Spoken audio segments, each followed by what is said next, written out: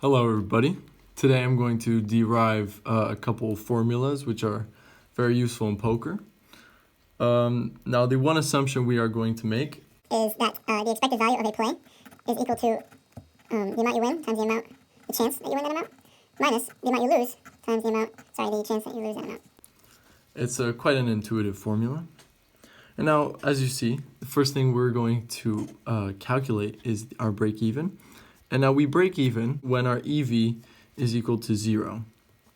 Now, when that's the case, we can just add a little 0 here. We can add this negative term to the other side. And we get that, simply our weighted amount that we're winning has to equal the weighted amount that we're losing, which, again, makes a ton of sense. Now we can write this term in terms of our winning percent. Because when you're not winning, you're losing. So you can write your losing chance as just 1 minus your winning chance. All right, now we just distribute this. Okay. Bring it to the other side, and we distribute again, but I guess I'll just write it out first. Okay. Right? Now you see we have 2 of these winning percentages, which is the variable that we're trying to find. And we get our winning percent when we want to break even, which is just our break even, is equal to our amount at risk, divided by our amount at risk plus our our reward, which is the formula we all know and love. Let me just, okay, now, so obviously the pot odds that you're getting is just another way of saying the break even. Now to find out the implied odds, we just have to use a little bit of logic. So if, for example, you're getting 10%, you have 10% equity, and you're getting 20% on a call, pot odds. This is our equity, and this is our pot odds. Then this would not fare a call, right? Because our equity is lower than our pot odds. So you might ask yourself, okay, how do we get our pot odds to lower down to our equity?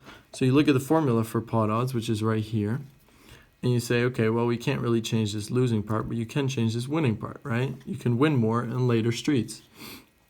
Excuse me. So you say equity equals, we'll say the amount to call divided by the amount to call plus our reward, right? So that's the pot, plus this little bonus on later streets.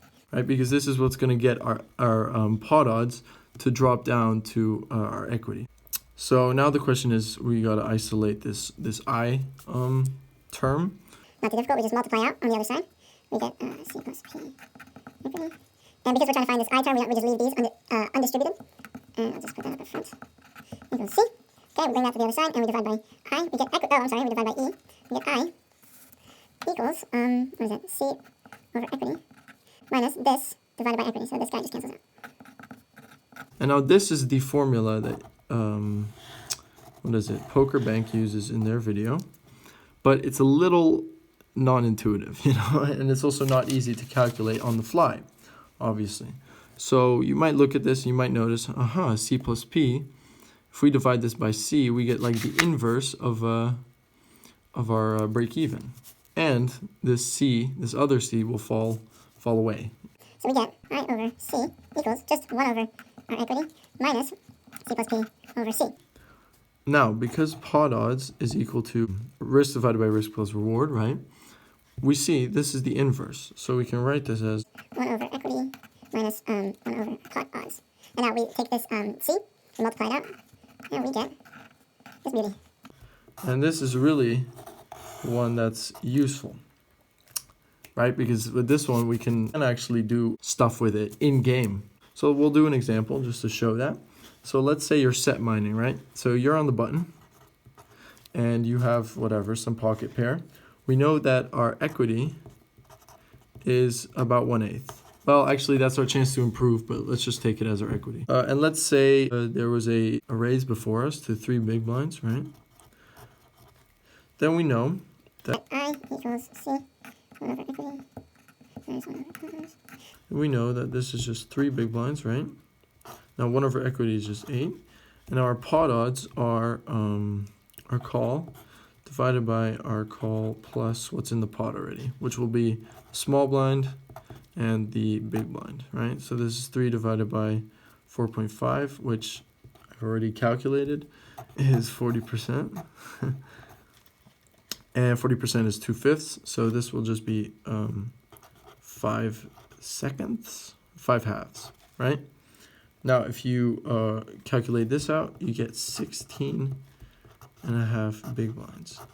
So you see that if you're in position and there's a 3 big blind raise before you, to call it profitably, you need to make at least 16.5 big blinds on the flop, turn, and river, right? So you definitely got to get some value. Otherwise, this is not a profitable call.